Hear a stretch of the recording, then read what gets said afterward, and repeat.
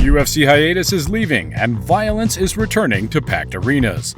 Magomed, Ankalaev, and Johnny Walker opened the year and warmed us up for the new fighting season. And this weekend, UFC 297 brings us even more heat.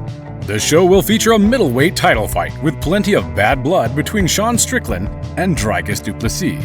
Welcome to MMA Corner TV, where we will prepare you for an important match coming up in a few days. Although Sean Strickland was at the center of attention for a whole year, we won't dwell on him much, so let's quickly fly over his success, which serves as a prelude to today's story. Newly crowned king of the middleweight division, Sean Strickland has had his most successful year yet. 2023 was the year of Tarzan, who, after 2 defeats in a row from 2022, returned in an enhanced version and with championship potential. He accepted his first match last year against the dangerous French-Russian Nassourdine Imavov on short notice and in the category above, where he excelled and won after 5 rounds. In the middle of the year, he knocks out Abus Magomedov to finally get a title shot at the end of the year, which he takes advantage of and hunts down Israel Adesanya in dominant fashion. Dricus Du Plessis, on the other hand, arrived as a quality reinforcement to UFC in 2020 after excelling at KSW events. The former KSW welterweight champion and EFC 2-weight champ came after a great 6-fight winning streak to try and win another belt. The South African, like his future opponent, had a successful 2023 year behind him, and he also entertained the audience with an unexpected upset. Du Plessis knocked out Derek Brunson at the beginning of the year and returned after 3 months against Robert Whittaker to surprise everybody watching. Although many had their money on Robert, who always gets the job done, he faltered this time. Dricus outstrikes the Australian fighter through 2 rounds. In addition, he stunned him and then finished him off with a barrage of strikes. With his performance, Du Plessis secured a chance for the title. Before leaving the cage, he had an unpleasant, some would say racist, situation with the former champion Adesanya, with whom he was supposed to fight. Israel couldn't wait to get his hands on Dricus in the next title defense. But since everything in life doesn't go as we imagined, Sean Strickland intervened at the end of the year and changed the plans for the next middleweight title fight. The fire that was burning around Adesanya and Du Plessis was fatefully transferred to a different matchup against Strickland and heated up even more.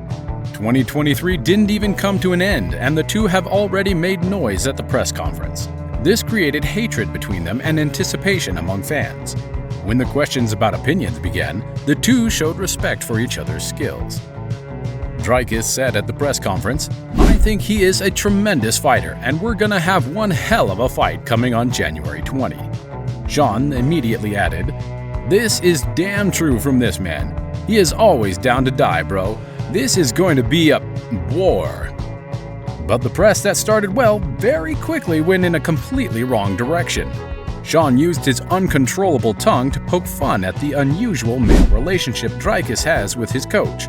But the South African took the trash talk to another level and made things go super personal when he touched on Strickland's childhood traumas. "Bro, why are you so angry?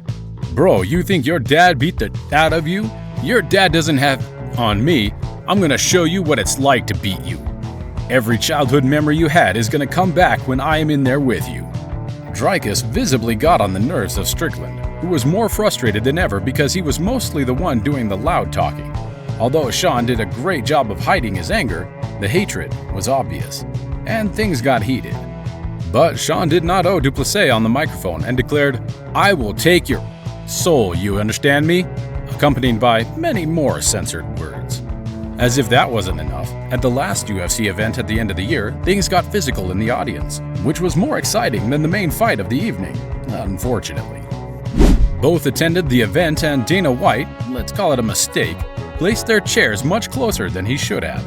After several provocative gestures from both sides that we have seen in the ringside cameras, it seemed like Dricus was calling Sean to turn toward him. Strickland, not giving a damn thing, carefully pointed for the Gilbert Burns kid to move, then jumped on Dricus, elbowing the back of his head in the process. Safe to say, the Burns family got the best seat from where to see off the scrap.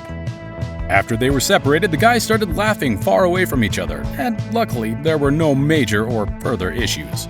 Dricus provocatively responded to all the punches he received with the comment that he understands why Sean does not have a high knockout finish percentage because he hits like a girl. But we still think that the upcoming fight will be the best judge of that statement. Now that we've got the drama out of the way, let's focus on the fighting styles and careers of the two top middleweights. Sean Strickland has been in professional waters longer than his opponent and is also more experienced in UFC fights. In 15 years, he collected 28 victories, 11 knockouts, 4 submissions, and 13 decisions. There are also 2 defeats by knockout and 3 decisions. In contrast to that, Du Plessis secured 20 victories in a decade of competition, with 9 knockouts, 10 submissions, and 1 decision, and lost twice by knockout and submission. Statistically, Dricus has a chance of finishing the match before the final bell. But if the guys go the distance, Sean could have his chance to hand his opponent the first decision loss of his career. Both are experienced in title fights. Dricus was the KSW and EFC champion, and Sean, as the current UFC champ, dominantly defended the belt of the King of the Cage organization and has more defenses of his titles than his opponent. The South African has never gone beyond the 3rd round in his entire career, and Strickland has already been there 6 times. The gas tank could play a big game because Sean is ready to play all night, while Du Plessis has problems getting winded in the first 30 seconds and being worn out for the rest of the match. However, he promised there was no chance the fight would go that far, and it would be over very soon.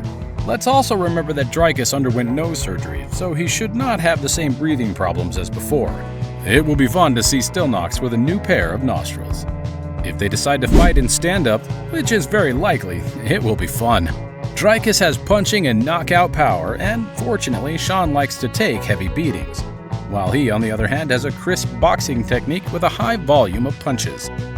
Both are unpredictable. Sean's enigmatic performance could not be solved even by the elite striker Israel Adesanya, and Du Plessis uses unconventional and unpredictable combinations that can threaten even the most intelligent opponents, making him difficult to read. He's very creative in his performances, while Sean is simple and effective. Dricus has an impressive adaptability that he can apply mid-fight, exploiting his opponent's weaknesses. And if there are wrestling exchanges happening, he should not worry much, especially because he tended to finish many of his fights with a submission. In the past, he represented his team at a grappling event where he submitted all 5 opponents from the Gracie Barra team, which speaks volumes about his ground game. However, Derek Brunson showed that Dricus is still not untouchable in that part of the game, but he certainly has quality. Sean hates wrestling from the bottom of his soul, which is a well-known fact, but his grappling and takedown defense is not something that should be thrown into the shadows. Strickland is a BJJ black belt who can take you down and defend takedowns, but mostly chooses not to do that because he wants a quality fistfight. Good thing both prefer to fight aggressively and impose paces, and it will be interesting to see how it'll play out. Sean's title is at stake, so maybe he will surprise us again with his performance. However, he stated that the belt doesn't play an important role for him, and that he just wants to make people bleed and get paid, which can play a big part in his mental game. Maybe that kind of thinking will take away a lot of the pressure that comes with a championship match. His hatred towards Dricus can serve as an excellent fuel that can give birth to additional combativeness in him and lead him to victory. Dricus is certainly known for his mental strength.